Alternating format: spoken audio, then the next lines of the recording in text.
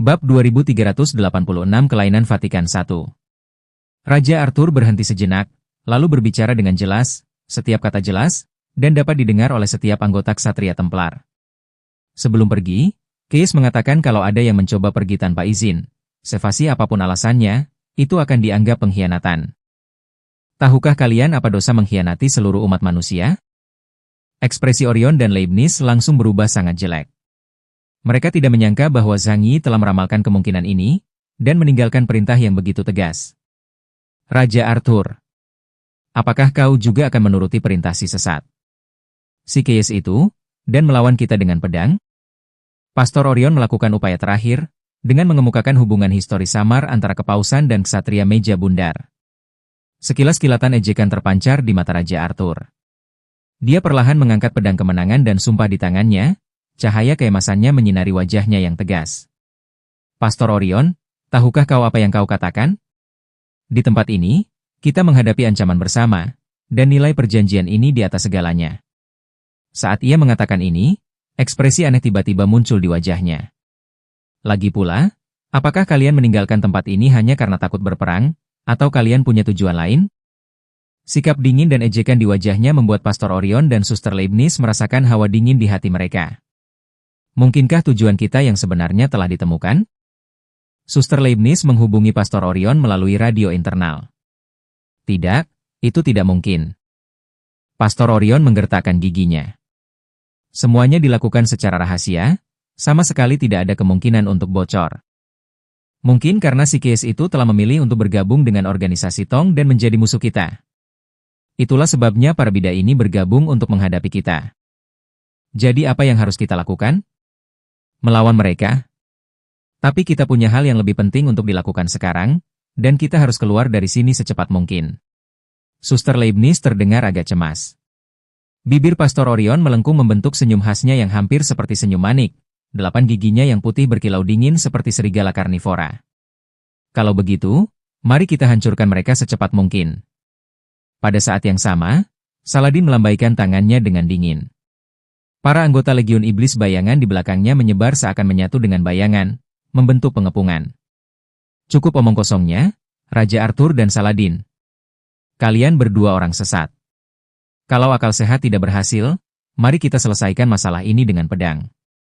Aku juga ingin melihat apakah cahaya suci tahta suci bisa menerangi kegelapan di hati kalian. Pastor Orion membalikkan tangannya, dan senjata berbentuk aneh segera muncul di tangannya, pedang tombak perak suci. Senjata ini menggabungkan fitur pistol dan rapier. Bodi senjata berwarna perak ini memiliki garis-garis halus, dan bilah tajam yang panjangnya hampir setengah meter, dan berkilauan dengan cahaya dingin memanjang dari bawah moncongnya. Kedua senjata itu bersilangan di depannya, membentuk salib suci. Aku akan menghakimi kalian, orang-orang sesat, sebagai ganti Tuhan. Tuhan, ampunilah jiwa-jiwa yang hilang ini. Suster Leibniz memejamkan matanya, 2 garis air mata mengalir di wajahnya, tetapi ketika dia membukanya lagi, yang tersisa di matanya hanyalah tekad bulat seorang pejuang. Dia tahu bahwa kata-kata tidak lagi akan berguna. Tiba-tiba Suster Leibniz mengangkat salinan kitab wahyu tinggi-tinggi di atas kepalanya, dan melantunkan doa suci dengan lantang. Cahaya suci yang dahsyat memancar darinya bagaikan gelombang pasang. Atas nama Tuhan, sucikanlah segala kegelapan. Ksatria Templar, perjuangkanlah iman kalian. Jangan biarkan satu pun dari mereka pergi. Raja Arthur berkata dengan tenang. Dia mengayunkan pedangnya ke belakang, melepaskan aura pedang emas yang menyilaukan dengan kekuatan yang tidak tertandingi, langsung menuju ke arah Pastor Orion. Pastor Orion mendongakkan kepalanya dan tertawa terbahak-bahak. Fanatik tahta suci yang paling mengerikan ini, seorang mania pertempuran, menghunus senjata kembar peraknya dan melepaskan rentetan tembakan yang menggila. Ledakan! Ledakan! Atas nama Roh Kudus, biarlah semua ajaran sesat diadili. Cahaya suci keperakan yang tak berujung menyelimuti tubuh Pastor Orion. Kemampuannya merupakan tipe peningkatan paling sederhana dan murni, tetapi ditingkatkan dengan cahaya suci, yang kemudian digunakan untuk memperkuat dirinya sendiri. Dari pistol perak itu, peluru psionik besar ditembakkan seperti badai, bertabrakan langsung dengan keras dengan cahaya pedang emas Raja Arthur. Sejak awal, manusia super lain di sekitar sudah melarikan diri diam-diam. Dalam pertempuran sebesar ini, siapapun yang terperangkap dalam ledakan energi yang keluar itu bisa langsung terbunuh. Iblis bayangan, perburuan dimulai. Suara Saladin membawa niat membunuh yang mengerikan. Hutan matahari gelap adalah medan perang yang sangat sempurna untuknya. Di bawah jubah hitam lebar, bayangan menyebar dengan cepat, menutupi seluruh tanah di sekitarnya dan tenggelam dalam kegelapan. Bayangan yang tidak terhitung jumlahnya muncul, berubah menjadi pembunuh iblis bayangan berjubah hitam. Mereka muncul diam-diam dari tanah dan udara, langsung menuju para anggota Ordo Templar. Dalam sekejap, cahaya suci, cahaya keemasan, dan bayangan saling beradu hebat di tepi hutan matahari gelap. Serangan frontal para ksatria meja bundar, serangan mengerikan dari legiun iblis bayangan, dan pertahanan cahaya suci serta kutukan mayat hidup para ksatria Templar saling terkait, mengakibatkan pertempuran yang sangat brutal dan kacau. Mantan sekutu yang pernah berdiri berdampingan kini saling berhadapan dalam pertempuran di tanah terkutuk ini, didorong oleh pilihan dan keyakinan yang berbeda. Suara benturan pedang, nyanyian kata-kata suci, bayangan yang tercabik, dan jeritan orang yang sekarat menghancurkan kesunyian mematikan di tepi hutan matahari gelap, memainkan lagu tragis tentang pengkhianatan dan kegigihan. Semua kejadian ini diam-diam ditelan oleh kabut hitam tebal. Seakan-akan itu hanyalah satu episode tidak penting lagi di tanah keputusasaan abadi ini. Di tepi hutan matahari gelap, api peperangan telah berkobar. Di tengah pertempuran kacau antara ksatria Templar, ksatria meja bundar, dan legiun iblis bayangan, dua aura terkuat saling mengunci seperti magnet. Pendeta disiplin Orion dan ksatria Raja Arthur. Seragam tempur Orion yang berwarna putih keperakan, dihiasi dengan pola-pola emas, tampak suci dan mulia, memantulkan kilau dingin dalam cahaya redup. Jubah yang disulam dengan salib merah itu bergerak tanpa angin karena kekuatannya yang melonjak. Rasa belas kasihan dan ketenangan yang dibuat-buat di wajahnya telah lenyap, digantikan oleh amarah yang meluap-luap, hampir seperti seorang fanatik. Ramalan Zhang Yi dan penghalangan Raja Arthur, menurutnya, merupakan provokasi terang-terangan terhadap martabat tahta suci dan terhadap keputusan pribadinya. Tombak perak suci meraung dengan dahsyat, melepaskan rentetan peluru psionik perak besar berbentuk bintang yang menghujani Raja Arthur. Tetapi semua ini tidak sebanding dengan serangan tunggal pedang lembut Raja Arthur. Semua rentetan peluru itu dicegat, dan badai energi melanda, meledak langsung ke arah Orion hingga ratusan meter. Kekuatanmu sudah meningkat ke level ini? Sepertinya perjalananmu ke Atlantis telah memberimu banyak kemajuan. Tapi Raja Arthur, beraninya kau menghalangi hamba Tuhan menjalankan misi sucinya. Kau pasti akan menanggung dosa penghujatan. Bab 2387 Kelainan Vatikan II. Suara Orion bagaikan guntur, dengan kualitas suara metalik dan mengikis, sangat berbeda dari penampilannya yang biasanya hikmat. Tiba-tiba, semburan cahaya keperakan muncul di hadapannya. Pastor Orion, yang diberi salinan kitab Wahyu, mengungkapkannya kepada Raja Arthur, dan cahaya suci bersinar pada tubuhnya. Selama pertemuan singkat mereka, dia menyadari bahwa dia bukanlah tandingan Raja Arthur. Jadi dia menggunakan kartu truf ini. Meskipun hanya salinan dari kitab Wahyu, kitab ini dapat memanfaatkan kekuatan kitab Wahyu asli yang dimiliki oleh Paus. Dia memanfaatkan kekuatan iman paling murni yang terkumpul selama ribuan tahun oleh seluruh sekte Junzeng. Cahaya suci, yang jauh lebih mendominasi dan intens daripada saat Suster Leibniz menggunakannya, tiba-tiba meletus. Atas nama Roh Kudus. Dia meraung dengan suara rendah, dan indeks kekuatan supernya melambung tinggi seiring aumannya, akhirnya stabil di angka 42.000 poin. Cahaya suci yang luar biasa itu bukanlah perlindungan yang lembut, melainkan bagaikan api putih yang membara yang menyelimuti dirinya, membawa eksklusivitas absolut bahwa mereka yang menaati aku akan makmur, mereka yang menentang aku akan binasa.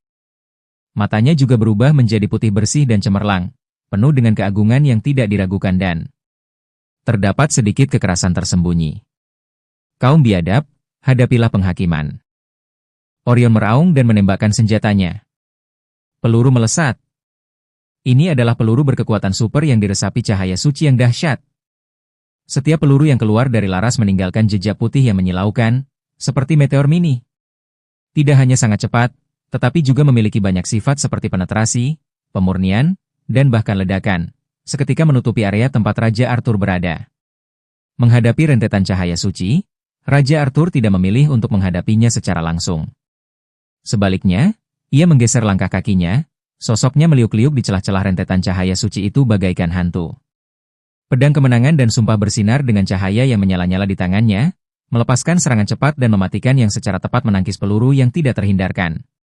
Bila pedang itu bertabrakan dengan rentetan peluru cahaya suci, meledak menjadi lingkaran cahaya yang menyilaukan. Pastor Orion, apakah imanmu begitu tak tergoyahkan, hingga kau bahkan berani mengacungkan pedangmu kepada sekutumu sendiri? Suara Raja Arthur tetap tenang seperti aristokrat, tetapi kekecewaan dan ketajaman di dalamnya sudah jelas. Diam kau. Orang sesat tidak berhak bicara soal iman. Temperamen Pastor Orion yang mudah meledak-ledak terlihat jelas saat ini. Melihat bahwa serangan jarak jauhnya tidak langsung efektif, dia melancarkan serangan langsung. Tubuhnya yang besar melepaskan kecepatan yang tidak sebanding dengan ukuran tubuhnya. Dengan tombak perak suci di depannya, dia berubah menjadi petir perak, menembus dan mengarah tepat ke dada Raja Arthur. Bilah tajam pada ujung tombak itu merobek udara, sambil mengeluarkan suara siulan yang melengking. Kau keras kepala sampai akhir. Mata Raja Arthur menyipit, dia tahu kata-kata tidak akan berguna. Dia menarik napas dalam-dalam, dan auranya tiba-tiba berubah. Suatu wilayah yang luas dan megah, yang tampaknya menampung kehendak seluruh rakyat Britania, meluas keluar darinya, inilah dunia sang raja. Alam ini bukanlah dampak energi langsung, tetapi membawa penindasan spiritual dan penindasan aturan yang tak tertandingi. Inilah kemampuan Raja Arthur yang paling hebat, melemahkan semua musuh tanpa pandang bulu dengan keagungan kerajaannya, menciptakan medan penindasan. Di dalam wilayah raja, Pastor Orion merasa ngeri saat mengetahui bahwa api suci yang menyala di sekelilingnya tampaknya ditekan oleh kekuatan tidak terlihat, menjadi agak lambat, dan bahkan aliran energi dalam tubuhnya terpengaruh. Ini adalah penindasan status pribadi, tantangan kekuasaan kerajaan terhadap otoritas ilahi. Bagaimana mungkin domain raja palsu bisa menekan cahaya suci dewa sejati? Orion meraung, mengaktifkan cahaya sucinya dengan kuat untuk menangkal penindasan domain, dan momentumnya pun meningkat. Dia berlari dengan kecepatan tinggi, senjata kembarnya menembakkan rentetan peluru perak suci, masing-masing peluru berubah menjadi bintang raksasa yang memenuhi hamparan langit di depan. Di medan perang yang luas dan tak terbatas, hanya ada mereka berdua. Badai yang disebabkan oleh tabrakan energi supernatural mereka sudah cukup untuk menghancurkan segalanya. Pedang Raja Arthur menyapu seperti galaksi, dan ketika dua kekuatan yang berbeda bersentuhan, ledakan dahsyat terjadi. Meskipun kekuatan uskup hitam jauh lebih rendah dari level Zhang Yi saat ini, namun masih mendekati level kelas 1 di bumi. Memanggil. Pastor Orion, yang menghunus dua senjata kembarnya, langsung menyerbu ke depan, dan secara mengejutkan memilih untuk menghadapi Raja Arthur dalam pertempuran jarak dekat. Pedang tombak perak suci adalah senjata yang bisa digunakan dalam pertarungan jarak dekat maupun jarak jauh. Dilihat dari fisiknya yang berotot, dia juga ahli dalam pertarungan jarak dekat, mencabik-cabik musuh dengan pedangnya, alih-alih memilih mencabik-cabik musuh dengan tombak. Dua inhuman setingkat uskup hitam mendekat dalam sekejap. Pastor Orion menyeringai jahat, menggertakkan gigi putih keperakannya, otot-ototnya menggembung. Aura perak, dalam nama Roh Kudus, menyelimuti seluruh tubuhnya, pemberdayaan yang paling murni dan paling dahsyat. Dia berjuang untuk mengangkat lengan kanannya, mengarahkan tombak perak ke kepala Raja Arthur, dan mencoba menghancurkannya. Berdentang. Bilah pedang tombak perak suci beradu hebat dengan ujung pedang sumpah kemenangan. Raungan yang memekakan telinga, disertai gelombang kejut yang terlihat, menyebar membentuk cincin, mengirim kerumunan yang sedang bertarung ribuan meter jauhnya terpental. Gaya bertarung Pastor Orion sangat liar. Jika dia gagal menyerang, dia langsung mengubah taktik dengan senjata dan pedangnya. Kadang menusuk, kadang menebas, suara tembakan berdentuman, melepaskan peluru cahaya suci yang licik untuk menghalangi, kadang bilah pedang tajam berterbangan, tiap gerakan ditujukan ke bagian vital Raja Arthur. Ini adalah adegan tembak-menembak. Dalam ruang yang sempit, mereka melancarkan serangan secara serentak dengan senjata kembar dan pedang, sehingga mustahil untuk bertahan. Tangan kiri Pastor Orion juga tidak tinggal diam. Sebuah pisau lempar penghakiman perak jatuh dari lengan bajunya. Dalam jeda singkat antara mengisi ulang dan menyerang, pisau itu melesat dengan kecepatan yang nyaris supranatural. Dia melemparkan lebih dari selusin pisau lempar dengan kecepatan luar biasa dan kekuatan luar biasa. Sebagai pelengkap pertarungan jarak dekat, pisau lempar ini kejam dan tajam, penuh keindahan yang dahsyat. Saat dia melemparkan pisau, rasanya seliar melempar granat. Raja Arthur kemudian memperagakan keterampilan pedangnya yang terasah. Pedang raja di tangannya bagaikan perpanjangan tubuhnya. Setiap tangkisan dan ayunannya tepat, efisien, dan penuh kekuatan. Langkahnya mantap, dan sosoknya bergerak lincah di tengah gempuran serangan Pastor Orion. Meskipun sedikit defensif, dia bertahan dengan sempurna. Domain Raja terus-menerus mengganggu Pastor Orion dan melemahkan serangannya. Yang bisa kau lakukan hanya menghindar? Di mana jiwa rajamu? Orion, yang semakin frustrasi karena ketidakmampuannya menerobos, tiba-tiba mundur setengah langkah setelah tebasannya yang kuat ditangkis oleh Raja Arthur. Dia memindahkan tombak perak suci ke tangan kirinya untuk terus menembak dan menekan musuh, sementara tangan kanannya membuat gerakan mencengkeram di udara, dan 8 pisau lempar penghakiman melayang di depannya, ujungnya semua mengarah ke Raja Arthur. Cahaya suci terkompresi kuat di dalamnya, memancarkan dengungan berbahaya. Penghakiman ilahi, Octet. Dia menyilangkan tangannya dan dengan kuat melemparkan 8 pisau lempar. Udara bertiup. 8 pisau lempar berubah menjadi 8 petir putih yang merobek ruang, menutup semua rute pelarian Raja Arthur dari berbagai sudut dan sepanjang lintasan yang berbeda. Bab 2388 Kelainan Vatikan III. Pisau lempar, yang membawa kehendak ganda pemurnian dan penghancuran, ditembakkan dengan kekuatan yang luar biasa. Menghadapi pukulan telak ini, Raja Arthur akhirnya tidak menahan diri. Dia menggenggam pedang sumpah kemenangan erat-erat dengan kedua tangan, memegangnya tegak di depannya, dan cahaya keemasan yang menyilaukan meledak dari tubuh dan pedangnya seperti matahari. Kekuatan domain raja didorong hingga batasnya, seolah-olah hantu rakyatnya yang tidak terhitung jumlahnya berdoa dan berteriak di belakangnya, mengumpulkan keyakinan mereka ke dalam pedang raja. Atas nama Raja Britania, pedang ini akan menentukan kemenangan. Excalibur. Raja Arthur meraung, melepaskan kekuatan yang telah dikumpulkannya hingga mencapai puncaknya, bersama dengan pedang suci legendaris, dan melepaskan aura pedang emas yang melintasi langit dan bumi. Energi pedang emas, bagaikan semburan cahaya yang menderu, berhadapan langsung dengan 8 sambaran petir putih. Tidak ada jalan pintas, hanya benturan kekuatan dan keyakinan yang paling murni dan ekstrim. Bergemuruh. Rasanya seperti sebuah matahari telah meledak di tempat itu. Cahaya yang menyilaukan itu membutakan semua orang untuk sementara, dan badai energi yang mengerikan menyapu ke segala arah, menurunkan tanah hingga 1 meter. Beberapa ksatria yang berada di dekatnya terhempas cukup jauh.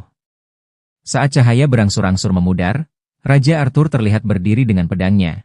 Sedikit terengah-engah, cahaya pedang kemenangan meredup. Pastor Orion berlutut di tanah, tombak perak suci menopangnya, setetes darah mengucur dari sudut mulutnya. 8 pisau lempar penghakiman di depannya telah hancur berkeping-keping, berubah menjadi titik-titik cahaya neon dan menghilang. Pastor Orion menatap Raja Arthur dengan tidak percaya. Matanya dipenuhi keterkejutan dan amarah yang bahkan lebih hebat. Pada ronde pertama konfrontasi langsung, bahkan dengan menggunakan salinan kitab wahyu, bagaimana mungkin dia masih tidak bisa menang? Seberapa kuatkah Arthur Pendragon? Raja Arthur. Kau? Pastor Orion berjuang untuk berdiri. Raja Arthur menarik napas dalam-dalam dan mengarahkan pedangnya ke Pastor Orion. Suara itu membawa otoritas yang tidak terbantahkan. Pastor Orion, menyerahlah. Mengorbankan seluruh ordo Templar demi kesombongan yang tak beralasan bukanlah tindakan orang bijak. Jangan pernah pikirkan hal itu. Pastor Orion menggertakkan giginya, dan cahaya suci di sekelilingnya mulai menyala tidak menentu lagi. Jelas dia bersiap untuk melancarkan serangan balik yang lebih dahsyat. Sekalipun menghadapi risiko kematian, dia harus meninggalkan tempat terkutuk ini segera dan menuju ke Kekaisaran Bulan Gelap, jurang tempat segala sesuatu dilahirkan. Tugas yang diberikan kepadanya oleh Yang Mulia Paus adalah tugas yang harus diselesaikannya. Kematian? Apa yang menakutkan dari itu? Itu hanya kembali ke kerajaan Tuhan. Itulah keinginannya. Dia tidak punya pilihan selain mati demi perang suci ini. Pertarungan antara tombak suci dan pedang raja masih jauh dari selesai. Perjuangan internal ini, yang lahir dari keyakinan dan pilihan, jauh lebih brutal daripada perjuangan melawan musuh eksternal. Tidak jauh dari medan perang Raja Arthur dan Pastor Orion, yang dipenuhi cahaya suci dan kekuatan kerajaan. Pertempuran lain, dengan gaya yang berbeda namun sama mematikannya, terjadi di tengah bayang-bayang dan ratapan. Saladin, Kaisar Kekaisaran Kuton, berhadapan dengan Suster Leibniz dari Gereja Junzeng. Saladin mempertahankan sikapnya yang angkuh dan sombong, dan bahkan di medan perang, gerakan-gerakannya saat dia membetulkan borgolnya tetap elegan dan tenang. Namun, matanya yang dalam berkilauan dengan cahaya tajam bagaikan mata elang. Sekembalinya dari tanah yang disegel untuk Mamon, dia tidak hanya membawa sumber daya yang melimpah, tetapi kekuatannya juga meningkat hingga indeks kemampuan 40.000 poin. Namun saat ini, keyakinan yang diandalkannya bukan hanya itu saja. Suster Leibniz menangkupkan kedua tangannya, memejamkan mata, dan meneteskan air mata bening. Dia menggumamkan doa, Sementara kitab wahyu yang tergantung di hadapannya memancarkan cahaya ilahi. Samar-samar, dari salinan kitab wahyu terdengar sebuah doa yang menggema di benaknya. Selama ribuan tahun, umat beriman tahta suci yang paling taat telah mengumpulkan jejak spiritual dan kekuatan iman mereka di sini. Pada saat ini, itu berubah menjadi kekuatan Suster Leibniz sendiri. Hakikat kekuatan alam semesta adalah pecahan-pecahan eter, kekuatan pikiran. Sederhananya, ia adalah kekuatan saya berpikir, menggunakan pikiran untuk mengubah semua materi di alam semesta, yang merupakan cara penerapannya yang sesungguhnya. Pertempuran untuk menghancurkan musuh hanyalah metode penggunaannya yang paling buruk. Suster Leibniz tidak suka berperang, tetapi demi rencana kepausan yang berlangsung selama ribuan tahun, dia tidak punya pilihan selain berperang. Memikirkan hal itu, kesedihannya bertambah berat, dan air mata yang diteteskannya sungguh menyentuh hati. Auranya meningkat tajam, dan perasaan tidak beruntung yang mengerikan menyebar di sekelilingnya bagaikan wabah. Relik suci tahta suci? Itu hanya salinan kitab wahyu, tidak ada yang istimewa. Dalam hal kekuatan iman, apakah kami, para pengikut asasin, pernah kalah dari tahta suci Anda? Saladin tetap tenang luar biasa mengenai hal ini. Sebagai agama monoteistik, asasin dan gereja royalis memiliki asal-usul yang sama, sekte mesianik asli. Oleh karena itu, mereka mengenal tahta suci dengan sangat baik. Dalam hal jumlah pengikut, baik asasin maupun Barata dapat menyaingi kepausan. Guru, mari kita mulai. Saladin menoleh ke orang tua di belakangnya dan berbicara. Tidak jauh di belakangnya, seorang lelaki tua berjubah merah tua dan sorban berpola api berdiri dengan tenang. Dia memegang batu hitam yang tampaknya biasa saja, tetapi memancarkan aura kuno dan misterius, batu hitam Ka'bah, peninggalan suci Zoroastrianisme. Sang bijak Harald menggumamkan himne kuno yang memuji api. Cahaya redup seperti air beriak di permukaan batu hitam itu, dan kekuatan iman yang kuat dan murni melintasi ruang, terus mengalir ke tubuh Saladin. Dengan dorongan dari batu hitam, aura Saladin melonjak dengan kecepatan yang terlihat, dan energi bayangan di sekitarnya menjadi semakin kental dan dalam, akhirnya stabil pada indeks 44.000 poin, titik yang mengerikan. Sosok Saladin menjadi lebih gelap, seluruh tubuhnya menyatu dengan lingkungan sekitarnya seperti tinta hitam kental. Lingkungan di sekitar mulai menjadi gelap, dan dunia sekitarnya juga menjadi hitam. Alam terbentang, tanah bayangan. Saladin, yang sekarang berpangkat uskup agung hitam, telah menerima peningkatan luar biasa dalam kemampuannya. Sosoknya tertutup bayangan, dan hanya ujung jubahnya yang berkibar-kibar, tampak terlihat samar-samar. Dia misterius dan berkuasa, seolah-olah dia telah menjadi penguasa dunia gelap ini. Suara dingin namun agung datang dari segala arah, dari langit dan bumi, dari setiap sudut yang memungkinkan. Bayangan tidak hanya menyelimuti langit. Saudari, hentikan perlawananmu yang sia-sia. Di alam bayang-bayang yang absolut, berkabung hanyalah tindakan pucat dan tidak berdaya. Suster Leibniz berdiri diam, wajahnya yang penuh belas kasih kini diselimuti kesedihan yang tak tergoyahkan dan tekad yang teguh. Dia tidak terintimidasi oleh aura mengerikan Saladin. Dia hanya memegang salinan kitab wahyu yang berat di dadanya, seolah-olah itu adalah peninggalan paling berharga di dunia ini.